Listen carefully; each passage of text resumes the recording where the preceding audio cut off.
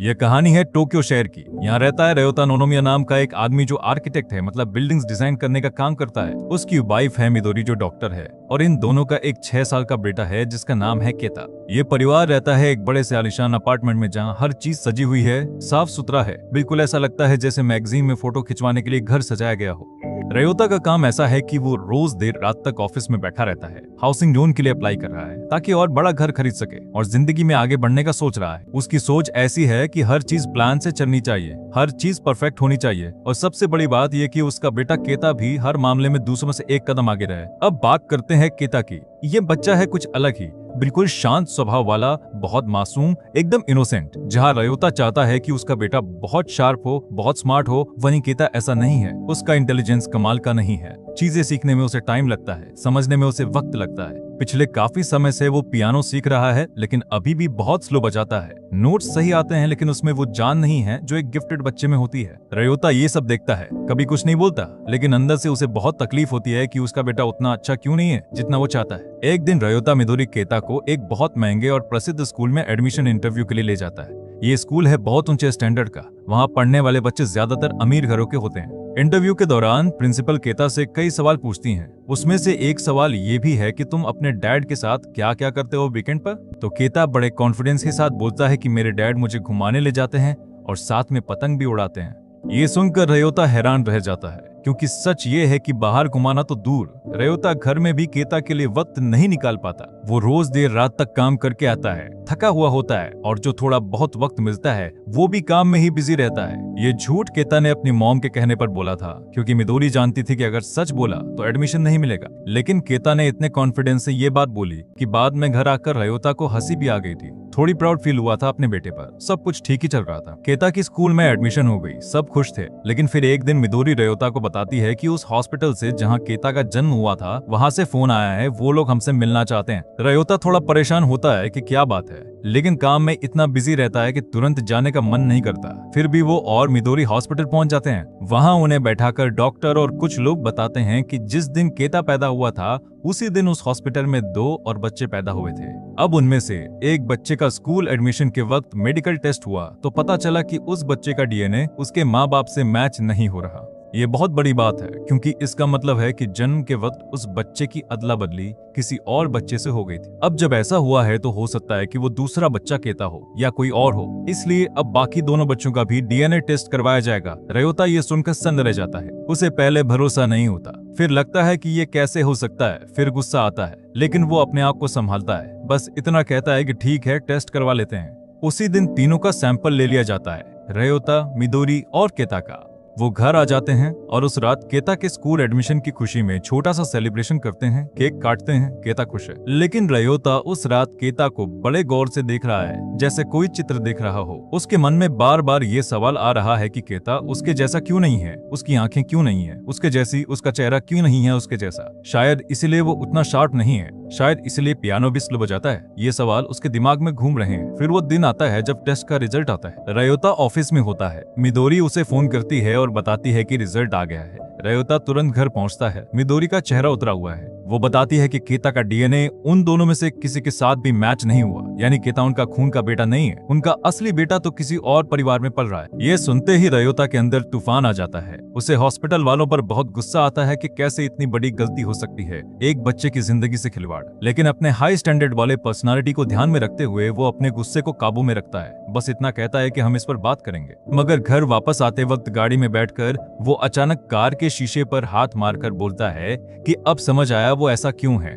ये बात वो केता के बारे में कह रहा था, यानी अब उसे वजह मिल गई कि केता उतना टैलेंटेड क्यों नहीं है। ये सुनकर मिदोरी उसे देखती रह जाती है, कुछ कहना चाहती है लेकिन खामोश रहती है। घर पहुंचकर भी रयोता का गुस्सा नहीं उतरता। वो मिदोरी से लड़ता है कि मैंने पहले भी कहा था कि किसी बड़े हॉस्पिटल में जाना चाहिए था, तुम नहीं मानी थी। इस पर मिदोरी कहती है कि उस वक्त तुम अपने काम में इतने बिजी थे कि तुम्हें कुछ पता ही नहीं था। मुझे और मेरी माँ को जो सही लगा हमने किया। अगर तुम वहां होते तो शायद ऐसा नहीं होता। ये बात सुनकर रयोता चुप हो जाता है, क्योंकि सच भी तो यही है। अब हॉस्पिटल वाले उन्हें दूसरे परिवार से मिलवाते हैं जिनके साथ बच्चों की अदला बदली हुई थी। ये परिवार है साइकी परिवार। साइकी परिवार अमीर नहीं है, बिल्कुल लोअर मिडिल क्लास फैमिली से हैं। रहते हैं एक छोटे से अपार्टमेंट में, जहां उनकी अपनी एक छोटी सी इलेक्ट्रिकल रिपेयरिंग की दुकान भी है उसी बिल्डिंग में। पहली मुलाकात एक रेस्टोरेंट में होती है, जहां हॉस्पिटल का काउंसलर भी मौजूद होता है। नोनोमिया परिवार सूट में आता है, ठंडा चेहरा लिए, जैसे कोई बिजनेस मीटिंग में आया हो। वहीं साइकी परिवार कैजुअल आता है। आदमी ने टी शर्ट पहनी है, थोड़ा नर्वस है। साइकी परिवार अपने बेटे यूसेई की फोटो और वीडियो दिखाते हैं अपने फोन में।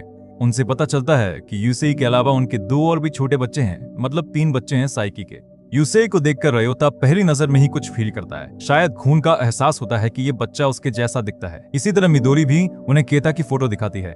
दोनों परिवार एक दूसरे को ऑब्जर्व करते हैं, समझने की कोशिश करते हैं कि सामने वाले कैसे लोग हैं। काउंसलर दोनों परिवारों को बताते हैं कि आप लोगों को जल्दी से जल्दी इन दोनों बच्चों की अदला बदली कर लेनी चाहिए, क्योंकि बच्चे जितने बड़े होते जाएंगे ये काम उतना ही मुश्किल होता जाएगा। उनकी आदतें बनती जाएंगी, उनकी दुनिया बनती जाएगी और फिर उन्हें उखाड़ना बहुत पेनफुल होगा। लेकिन जब दोनों परिवार इसे सोचते हैं तो उन्हें लगता है कि ये इतना आसान भी नहीं है। साइकी परिवार सोचता है कि अगर केता उनके पास आ गया तो वो उसकी देखभाल ठीक से कर पाएंगे या नहीं, वो तो एक अलग तरह का बच्चा है।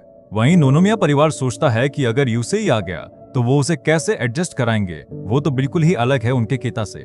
इसलिए काउंसलर दोनों परिवारों को कुछ वक्त साथ में गुजारने की सलाह देते हैं ताकि वो एक दूसरे को समझ सकें। घर आकर मिदोरी सोते हुए केता के सर पर हाथ फेरती है और उसे प्यार से देखती है कि आंखों में आंसू हैं। वो रयोता से कुछ नहीं कहती, लेकिन उसका चेहरा बता रहा है कि वो क्या कहना चाहती है कि चाहे कुछ भी हो जाए, केता उसका बेटा है, उसे किसी के पास नहीं भेजा जा सकता। उसे अपने से दूर करने की कल्पना भी उसके दिल को तोड़ देती है। रयोता भी उस रात सो नहीं पाता। वो अपने ऑफिस में बैठा है और सोच रहा है कि आखिर उसके लिए क्या जरूरी है। वो बच्चा जिसे उसने 6 साल तक पाला है, जिसके साथ उसकी मेमोरीज जुड़ी हुई हैं, जिसे उसने पहली बार पैदा होते देखा है, जिसे उसने पहली बार रोते सुना है, जिसे उसने पहली बार चलते देखा है, या फिर वो बच्चा जो उसका अपना खून है, जो उसके जीन्स से बना है, जो बिल्कुल उसी जैसा दिखता है। ये दोनों सवाल उसके दिमाग में घूमते रहते हैं और कोई जवाब नहीं मिलता। वीकेंड पर दोनों परिवार बच्चों के साथ एक दूसरे से मिलते हैं। यहाँ पूरे वक्त रयोता बस यूसेई को ही देखता रहता है। यूसेई एकदम नटखट बच्चा है, हर वक्त कुछ न कुछ करता रहता है, कभी शांत नहीं बैठता, हर जगह भागता है, हर चीज छू कर देखता है। जबकि केता बिल्कुल शांत है, डिसिप्लिन में है, एक जगह बैठा अपना काम कर रहा है। रयोता के मन में ये बात बार बार आती है कि अपना खून तो अपना ही होता है, ये बच्चा मेरा है, इसमें मेरा जीन्स है, मेरा ब्लड है। वो इसी सोच में खोया रहता है। इसके उलट साइकी परिवार के लिए सब कुछ एकदम साफ है। वो बच्चों की अदला बदली के बारे में ज्यादा नहीं सोच रहे हैं। कम पैसे वाले होने की वजह से उनकी सोच ये है कि हॉस्पिटल की गलती है तो उसकी भरपाई होनी चाहिए, उन्हें कुछ कंपेंसेशन के रूप में पैसे मिलने चाहिए। इसीलिए उन्होंने हॉस्पिटल पर केस भी कर दिया है और सारे बिल्स हॉस्पिटल मैनेजमेंट के नाम पर बनने लगे हैं। उनकी स्थिति ऐसी है कि वो खुलकर ये नहीं कह पा रहे हैं कि जो बच्चा उनके पास है वो उनके साथ खुश है, उनसे प्यार करता है, उन्हें अपना मानता है। क्योंकि अगर उन्होंने ऐसा कहा तो शायद कंपेंसेशन ना मिले और उन्हें पैसों की जरूरत है। आज उनके साथ कुछ वक्त गुजार कर रयोता को ये बात समझ आ जाती है और वो अपने मन में एक प्लान बना लेता है। वो सोचता है कि वो साइकी परिवार को एक मोटी रकम दे देगा और दोनों बच्चों की कस्टडी अपने पास ले लेगा। इस तरह ना केता जाएगा, ना ही यूसेई आएगा, दोनों उसी के पास रहेंगे और दोनों का फ्यूचर उसके हाथ में होगा। लेकिन वो अपने वकील से बात करता है और वकील उसे समझाता है कि अभी ऐसा करना सही नहीं होगा, सही मौके का इंतजार करना चाहिए। साइकी परिवार पैसों के लालच में आ जाए तो बात बने। रयोता अपने इस इरादे के बारे में मिदोरी को नहीं बताता। उसकी ये खामोशी मिदोरी को खाई जा रही है। वो सोचती है कि रयोता कुछ छुपा रहा है, लेकिन वो उससे कुछ पूछ नहीं पाती, क्योंकि आज तक सारे बड़े फैसले रयोता ने ही लिए हैं और मिदोरी ने कभी उसके फैसलों में टांग नहीं अड़ाई। लेकिन केता को लेकर उसकी चिंता और डर उसके चेहरे पर साफ दिख रहा है। वो बार बार रो पड़ती है जब केता की याद आती है। अब 2 महीने बीत जाते हैं, लेकिन दोनों परिवार कोई फैसला नहीं ले पाते। दोनों ही कहते हैं कि अभी हमें और वक्त चाहिए। तो काउंसलिंग में ये तय होता है कि अब से हर शनिवार दोनों बच्चे एक दूसरे के घर में उतर बिताएंगे। मतलब एक शनिवार यूसेई रयोता और मिदोरी के घर पर रहेगा और केता उसी दिन साइकी परिवार के घर पर। इसमें अभी 5 दिन बाकी हैं, तो दोनों बच्चों की माएं फोन पर बात करती हैं, एक दूसरे को बताती हैं कि उनका बच्चा क्या खाना पसंद करता है, कब सोता है, क्या खेलता है, क्या पहनता है, ताकि जब बच्चा दूसरे घर जाए तो उसे कम से कम तकलीफ हो।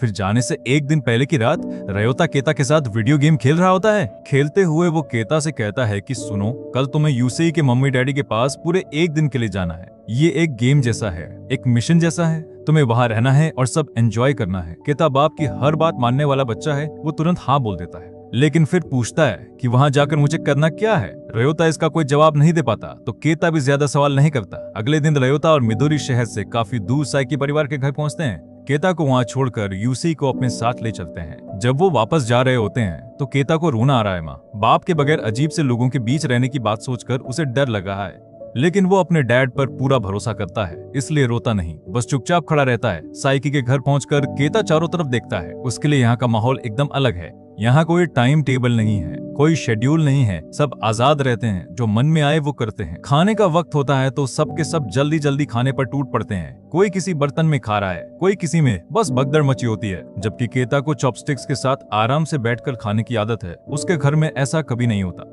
साइकी परिवार भी कंफ्यूज्ड है कि इस अनजान बच्चे के साथ कैसे पेश आएं, क्योंकि ये बच्चा उनके बच्चों से बिल्कुल अलग है, शांत है, रिजर्व्ड है, कुछ बोलता नहीं। उनके बच्चे शोर मचाते हैं, भागते हैं, हंसते हैं, लेकिन केता एक कोने में बैठा सब ऑब्जर्व कर रहा है। दूसरी ओर चंचल और बेफिक्र यूसेई पूरे रास्ते वीडियो गेम खेलता रहता है। उसे कुछ फर्क नहीं पड़ता कहाँ जा रहा है। घर पहुंचकर खाना खाते वक्त रयोता उसे चॉपस्टिक से खाना सिखाने की कोशिश करता है, उसके साथ खुलने मिलने की कोशिश करता है, लेकिन मिदोरी को बस अपना केता याद आ रहा है। केता के बगैर उसे ये एक दिन एक साल जैसा लग रहा है। यूसेई के पास खिलौनों की कमी नहीं है, मिदोरी भी प्यार से उसका ख्याल रख रही है, लेकिन जैसे ही अगली सुबह होती है यूसेई बार बार बाहर झांकने लगता है। या तो गेम खेलने में लगा रहता है या फिर पूछता रहता है कि अभी कितने बजे कब जाएंगे। भले ही वो चंचल है, बेफिक्र है, लेकिन आखिर है तो 6 साल का बच्चा, उसे भी अपने घर की याद आ रही है। आखिर वो एक दिन का वक्त पूरा हो ही जाता है। काम की वजह से रयोता ऑफिस चला गया था तो मिदोरी यूसेई को लेकर उसके माँ बाप के पास पहुंच जाती है। यूसेई अपने माँ बाप को देखते ही दौड़कर उनके पास चला जाता है, उनसे लिपट जाता है और केता भी मिदोरी को देखते ही उसके गले से लग जाता है। घर आकर केता बताता है कि शुरू में तो उसे डर लग रहा था, लेकिन वो लोग बहुत अच्छे हैं, उन्होंने उसका बहुत ख्याल रखा। ये सुनकर मिदोरी को थोड़ी राहत मिलती है। इस तरह हर शनिवार बच्चों की अदला बदली करते करते 3 महीने और बीत जाते हैं। अब केता साइकी के घर में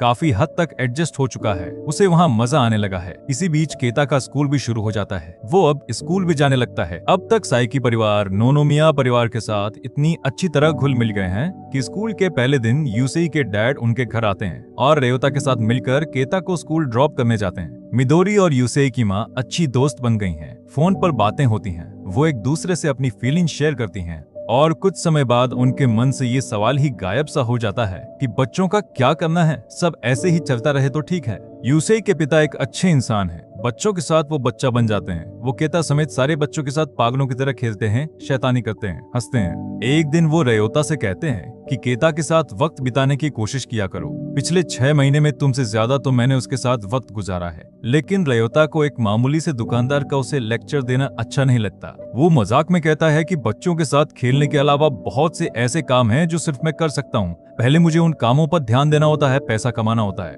फ्यूचर प्लान करना होता है। फिर आज बातों बातों में वो अपने मन की बात कह ही देता है। वो सीधे कहता है कि मैं दोनों बच्चों की कस्टडी लेना चाहता हूँ, उन दोनों का फ्यूचर मेरे पास ज्यादा अच्छा रहेगा, पैसों की कोई कमी नहीं आएगी, अच्छी एजुकेशन मिलेगी, अच्छा घर मिलेगा। ये सुनते ही यूसेई के माँ बाप दोनों भड़क जाते हैं। यूसेई के पिता तो रयोता का गिरेबान पकड़ लेते हैं और कहते हैं कि हमारे बच्चों का फ्यूचर भी कोई बुरा नहीं है, तुम्हारी ये बात कहने की हिम्मत कैसे हुई, हम अपने बच्चे को पालने में कमजोर नहीं है। आखिर मिदोरी बीच में आकर उन्हें शांत कराती है। साइकी परिवार जाते जाते ये कहता है कि तुम सिर्फ अपने बारे में सोचते हो, दूसरों की फीलिंग्स की तुम्हें कोई परवाह नहीं है। ये बात रयोता के दिल में लग जाती है। वो इतने भले इंसान थे। साइकी वाले की बाद में मिदोरी के कहने पर जब रयोता उनसे सॉरी बोलता है तो वो आसानी से माफ कर देते हैं और फिर से वैसे ही बिहेव करने लगते हैं जैसे कुछ हुआ ही नहीं। लेकिन रयोता के मन में अब ये बात पक्की हो गई है कि अपना खून अपना ही होता है, उसे अपने बायोलॉजिकल बेटे यूसेई को अपने पास रखना है। वो अपने मन को समझाने की काफी कोशिश करता है, लेकिन एक दिन जब वो अपने डैड से मिलने उनके घर जाता है तो वो बूढ़े आदमी भी यही बात कहते हैं कि खून का रिश्ता सबसे ऊपर है, जो अपना खून है वो अपना है, बाकी सब बहाने हैं। हाँ, उसकी सौतेली माँ उसे अलग बात समझाती है। वो कहती है कि प्यार का रिश्ता खून के रिश्ते से बड़ा होता है, पति पत्नी के बीच भी खून का रिश्ता नहीं होता, फिर भी वो पूरी जिंदगी साथ रहते हैं, ये प्यार है जो जोड़ता है, खून नहीं। रयोता सबकी सुनता है लेकिन कहता कुछ नहीं, अपने मन में वो पहले ही फैसला कर चुका है। पियानो कंपटीशन में भी जब केता का परफॉर्मेंस दूसरे बच्चों के मुकाबले ज्यादा अच्छा नहीं रहता तो रयोता को और भी लगने लगता है कि केता उसके जैसा नहीं है। अगर यूसेई होता तो शायद पहले नंबर पर आता, वो तो उसके जैसा ही शार्प है। शाम को जब वो ऑफिस से घर आता है तो केता ने फादर्स डे पर 2 कागज के फूल बनाकर रखे होते हैं। रयोता खुश होता है और केता को थैंक्स बोलता है। लेकिन केता कहता है कि पापा, इनमें से एक फूल मैंने यूसेई के डैड के लिए बनाया है। उन्होंने मेरा खिलौना ठीक किया था, तो मैं उन्हें थैंक यू बोलना चाहता हूँ। ये सुनते ही रयोता की खुशी फीकी पड़ जाती है, उसका चेहरा बदल जाता है। एक बार फिर वो उसी गहरी सोच में पड़ जाता है। उसे लगता है कि सच्चाई जाने बिना ही केता उनसे ज्यादा अपने असली माँ बाप से प्यार करने लगा है। ये खून का ही असर है। उसके डैड बिल्कुल सही कहते हैं कि जितना जल्दी हो सके अपने असली बेटे को घर ले आना चाहिए। आखिर वो अपने इसी सोच में आकर हॉस्पिटल वालों के पास अपील कर देता है कि वो केता के बदले अपने असली बेटे यूसेई को लेना चाहता है। साइकी परिवार के पास मानने के अलावा कोई रास्ता नहीं बचता। वो चाहे या ना चाहे यूसेई को अब उन्हें खुद से दूर करना पड़ेगा। जब मिदोरी को रयोता के इस फैसले के बारे में पता चलता है तो उसका गुस्सा फूट पड़ता है। वो रोते हुए कहती है कि अब तुम्हारे लिए खून 6 साल के रिश्ते से भी बड़ा हो गया। केता तुम्हारे लिए अब कुछ नहीं रहा। उसने तो तुम्हारे लिए फूल बनाया था और तुम ये कर रहे हो। रयोता कहता है कि मैं ऐसा नहीं चाहता था, लेकिन साइकी परिवार की जिद है, तो अब यही एक रास्ता बचा है। मिदोरी कहती है कि नहीं, तुम झूठ बोल रहे हो। तुम्हें बहुत पहले से इस बात से दिक्कत थी कि केता में तुम्हारी काबिलियत नहीं है। मुझे याद है डीएनए टेस्ट का रिजल्ट आने के बाद तुमने कहा था कि अब समझ आया वो ऐसा क्यों है। तुम्हारे ये बोल मैं जिंदगी भर नहीं भूल सकती। तुमने उसी दिन सोच लिया था कि क्या करना है। रयोता चुपचाप सुनता रहता है, लेकिन अपने फैसले पर अड़ा रहता है। वो नई जिंदगी के लिए केता को तैयार करने लगता है। जाने से एक दिन पहले रात को डिनर पर वो केता को बता देता है कि अब से तुम हर शनिवार नहीं बल्कि हमेशा के लिए यूसेई के मम्मी डैडी के पास रहोगे, उन्हें ही मम्मी डैडी कहोगे, और कभी हमारी याद आएगी तो हमें फोन नहीं करोगे। मासूम केता पूछता है कि क्या ये कोई नया मिशन है। रयोता इसका कोई जवाब नहीं दे पाता, मगर फिर कुछ सोचकर कहता है कि अभी तुम नहीं समझ सकते, लेकिन 10 साल बाद तुम्हें मेरा ये फैसला सही लगने लगेगा। रात को मिदोरी केता के कमरे में जाती है। केता के सारे कपड़े, दीवार पर लगी उसकी तस्वीरें, उसके खिलौने, उससे जुड़ी हर छोटी बड़ी चीज वो एक सूटकेस में भर देती है। फिर वो सोते हुए केता को निहारती रहती है, प्यार से उसके गालों को छूती रहती है, उसका माथा चूमती रहती है। उसकी आंखों से आंसू बह रहे हैं, लेकिन वो चुपचाप रो रही है ताकि केता की नींद ना टूटे। रयोता भी उस रात देर तक सो नहीं पाता। उसके लिए भी ये सब इतना आसान नहीं है, लेकिन जैसे उसने अपने दिल पर पत्थर रख लिया है, वो अपना फैसला नहीं बदलने वाला। अगले दिन दोनों परिवार बच्चों के साथ एक पिकनिक स्पॉट पर मिलते हैं। ये आखिरी मुलाकात है। यहाँ यूसेई के डैड रयोता से कहते हैं कि मैं जानता हूँ तुम बहुत बिजी रहते हो, लेकिन हो सके तो कभी कभी यूसेई को पतंग उड़ाने ले जाया करो, उसे बहुत अच्छा लगेगा। जब रयोता केता के साथ अकेले में होता है तो उससे कहता है कि तुम किसी बात की चिंता मत करना, यूसेई के मम्मी डैडी तुम्हें बहुत प्यार करेंगे, वो अच्छे लोग हैं। केता पूछता है कि क्या वो आपसे भी ज्यादा प्यार करेंगे, तो रयोता बस उसे देखता रह जाता है, कुछ बोल नहीं पाता, मगर फिर भी हाँ बोल देता है।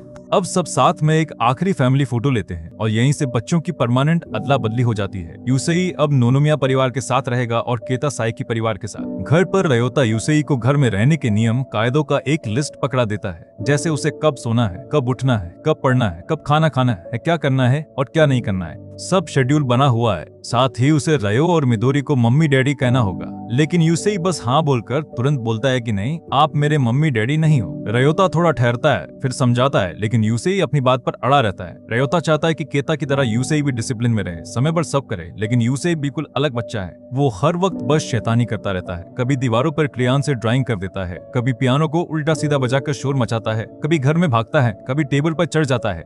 रयोता उसे बार बार समझाता है, डांटता है, लेकिन यूसेई फिर से कोई न कोई शैतानी कर देता है। रयोता परेशान हो जाता है कि ये बच्चा तो बिल्कुल बेकाबू है। दूसरी ओर केता साइकी के घर में चुपचाप अकेला बैठा रहता है, कम बोलता है, खाना कम खाता है, अपने कमरे में जाकर बैठ जाता है। यूसेई की माँ ये सब देखती है तो उसके साथ खेलने की कोशिश करती है, उसे हंसाने की कोशिश करती है, उसके लिए अच्छा खाना बनाती है, उसके साथ वक्त बिताती है। वो और मिदोरी दोनों ही चाहती हैं कि सब ठीक हो जाए, बच्चे खुश रहें, लेकिन उनके हाथ में कुछ नहीं है। अकेले रयोता के एक फैसले ने एक नहीं कई जिंदगियों को पूरी तरह बदल कर रख दिया है। सब कुछ उलट पुलट हो गया है, मगर ऐसा नहीं है कि रयोता को केता की याद नहीं आती। कभी कभी वो पियानो को बस देखता रहता है। केता घर में था तो वो भी पियानो बजा लेता था, कभी कभी रयोता के साथ बैठकर बजाता था। लेकिन अब यूसेई आ गया है तो पियानो पर ताले लग गए हैं, क्योंकि वो शोर मचाता है, और अब केता भी नहीं है तो रयोता ने भी पियानो बजाना छोड़ दिया है। एक दिन वो सोफे पर ही सो जाता है और जब उठता है तो सोफे के नीचे उसे केता का बनाया हुआ वही कागज का फूल मिल जाता है,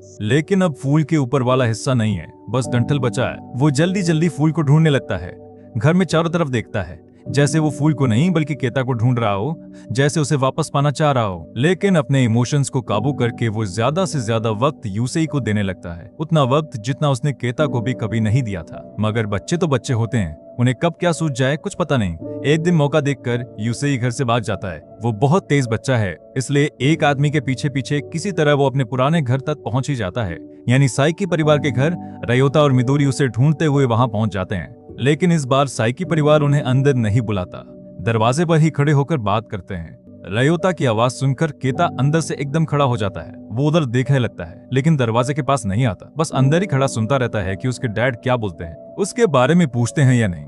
इसी बीच यूसेई की माँ रयोता को ताना मारते हुए कह देती है कि अगर तुम्हारे बस की बात नहीं है तो दोनों बच्चों को हम संभाल लेंगे, तुम नहीं चला सकते अकेले। ये सुनकर रयोता को गुस्सा आ जाता है और वो यूसेई को लेकर वापस अपने घर आ जाता है। आज रयोता यूसेई को डांटता नहीं, बल्कि कह देता है कि तुम्हें हमें मम्मी डैडी कहने की कोई जरूरत नहीं है, ठीक है जो मर्जी कहो। फिर अगले दिन से वो भी उसी तरह यूसेई के साथ खेलने लगता है जैसे यूसेई के डैड बच्चों के साथ खेलते हैं, पागलों की तरह बच्चा बनकर। इससे यूसेई भी उनके साथ अच्छी तरह घुलने मिलने लगता है। उसका गुस्सा कम होता है, वो थोड़ा खुलने लगता है। फिर एक रात की बात है, तीनों बाहर छत पर खड़े हैं, टूटते हुए तारे को देख रहे हैं। रयोता कहता है कि आज तारा टूटा है, विश मांगियो। तीनों एक एक विश मांगते हैं। मिदोरी यूसेई से पूछती है कि तुमने क्या मांगा। यूसेई बड़ी इनोसेंट सी आवाज में बोलता है कि मैंने मांगा कि मैं फिर से अपने मम्मी डैडी के घर पहुंच जाऊं। ये सुनते ही मिदोरी बहुत इमोशनल हो जाती है, उसकी आंखें भर आती हैं। वो रयोता से कहती है कि इसी तरह हमारा केता भी सोचता होगा, वो भी यही सोचता होगा कि कब वो वापस अपने घर पहुंचेगा, कब उसके माँ बाप उसे वापस लेने आएंगे। रयोता उसे समझाकर शांत कर देता है। अगली सुबह रयोता अपने कमरे में कैमरा से सोते हुए यूसेई की फोटो लेने लगता है। ये वही कैमरा है जिससे वो पहले केता की फोटोज लिया करता था। जाने से कुछ दिन पहले केता भी इसे चलाना सीख गया था और उसने कुछ फोटोज खींचे थे। रयोता ने केता से जुड़ी हर चीज घर से हटा दी थी, यहाँ तक कि उसकी एक तस्वीर भी दीवार पर नहीं रखी थी, लेकिन इस कैमरा में कुछ फोटोज रह गए थे। वो मुस्कुराते हुए एक एक कर केता के फोटोज देखने लगता है। तभी इसमें उसे अपने भी कई फोटोज मिलते हैं, जिनमें से किसी में वो सोया हुआ है, किसी में काम कर रहा है, किसी में टीवी देख रहा है, किसी में खाना खा रहा है। इन्हें देखते ही उसके होंठ कांपने लगते हैं, उसकी आंखें भर आती हैं और काफी कोशिश के बाद भी वो अपने आंसुओं को नहीं रोक पाता, रो पड़ता है। ये सारे फोटोज केता ने कब लिए उसे नहीं पता। शायद वो जब भी पापा को कैमरा से फोटो खींचते देखता था तो चुपचाप खुद भी खींच लेता था, लेकिन ये सारे फोटो चीख चीख कर बता रहे हैं कि वो उससे कितना प्यार करता था। रयोता भले ही उसके साथ ज्यादा वक्त नहीं गुजारता था, उससे कम बात करता था, उसकी फीलिंग्स नहीं समझता था, लेकिन केता के लिए वही उसकी पूरी दुनिया था, वो उसके लिए सब कुछ था। अपने माँ बाप से दूर होकर वो 6 साल के मासूम पर क्या बीत रही होगी। वो बेचारा तो किसी से कुछ कह भी नहीं पा रहा होगा, बस अंदर ही अंदर टूट रहा होगा। रयोता अब एक पल की भी देर नहीं करता, वो तुरंत यूसेई को लेकर अपने केता को वापस लेने चल देता है। वो तेजी से गाड़ी चलाता है, मन में बस एक ही बात है कि केता को वापस लाना है। साइकी के घर पहुंचते ही वो यूसेई के डैड के पास बैठे केता को आवाज देकर अपने पास बुलाता है, लेकिन केता वहां से उठकर बाहर की तरफ भागने लगता है। रयोता उसके पीछे जाता है, उसे आवाजें देता है और कहता है कि केता मिशन पूरा हो गया है, अब घर चलो, पापा के साथ घर चलो। लेकिन बार बार आवाज देने पर भी जब केता मुड़कर नहीं देखता तो वो तेज कदमों से थोड़ा आगे हो जाता है। वो देखता है कि केता रो रहा है और रोते हुए अपने चेहरे को उससे छुपाने की कोशिश कर रहा है, जैसे वो नहीं चाहता कि उसके पापा उसे रोते हुए देखें। ये देखकर रयोता का भी गला भर आता है और वो बार बार उससे माफी मांगते हुए कहने लगता है कि देखो, जब से तुम गए हो तब से मैंने भी पियानो बजाना छोड़ दिया है। तुम्हारा बनाया हुआ कागज का फूल मैं कई दिन तक ढूंढता रहा, लेकिन मैं उसे नहीं ढूंढ पाया। आखिर वो आगे आकर केता को अपने सीने से लगा लेता है, जोर से गले लगाता है, उसके बालों को चूमता है, उसकी पीठ थपथपाता है। उसे अपनी गलती का एहसास हो गया है। वो समझ गया है कि रिश्ते प्यार से बनते हैं, खून से नहीं, वक्त देने से बनते हैं, पैसों से नहीं, बच्चे के साथ बैठने से बनते हैं, बड़े बड़े प्लान्स बनाने से नहीं। फिर वो केता को लेकर वापस साइकी परिवार के पास आता है। वहाँ मिदोरी पहले से ही यूसेई के साथ है। मिदोरी यूसेई को देखते ही उससे लिपट जाती है और यूसेई के छोटे भाई बहन भी उससे लिपट जाते हैं। यूसेई के डैड सबको अंदर ले जाते हैं, सबके लिए खाना बनता है, सब साथ में बैठकर खाते हैं, हंसते हैं, बातें करते हैं। यहाँ से समझ में आता है कि दोनों परिवार अब हमेशा के लिए एक दूसरे से जुड़ गए हैं। कौन किसका खून है, कौन किसका बायोलॉजिकल है, ये सवाल अब हमेशा के लिए खत्म हो गया है। अब सिर्फ प्यार रह गया है, सिर्फ अपनापन रह गया है, क्योंकि प्यार से बड़ा कोई रिश्ता नहीं होता। और इसी के साथ ये कहानी खत्म होती है। दोस्तों, ये फिल्म है लाइक फादर लाइक सन। जापान के मशहूर डायरेक्टर हिरोकाजु कोरेएदा ने बनाई है और इस फिल्म ने कांस फिल्म फेस्टिवल में बड़ा अवार्ड भी जीता है। ये फिल्म आपको सोचने पर मजबूर कर देती है कि आखिर रिश्ता बनता कैसे है, खून से या प्यार से। आपको ये कहानी कैसी लगी हमें कमेंट में जरूर बताइए, और अगर वीडियो अच्छी लगी हो तो इसे लाइक कीजिए और अपने उन दोस्तों के साथ शेयर कीजिए जो अच्छी फिल्में देखना पसंद करते हैं। मिलते हैं अगली फिल्म की कहानी के साथ, तब तक के लिए अपना ख्याल रखिएगा।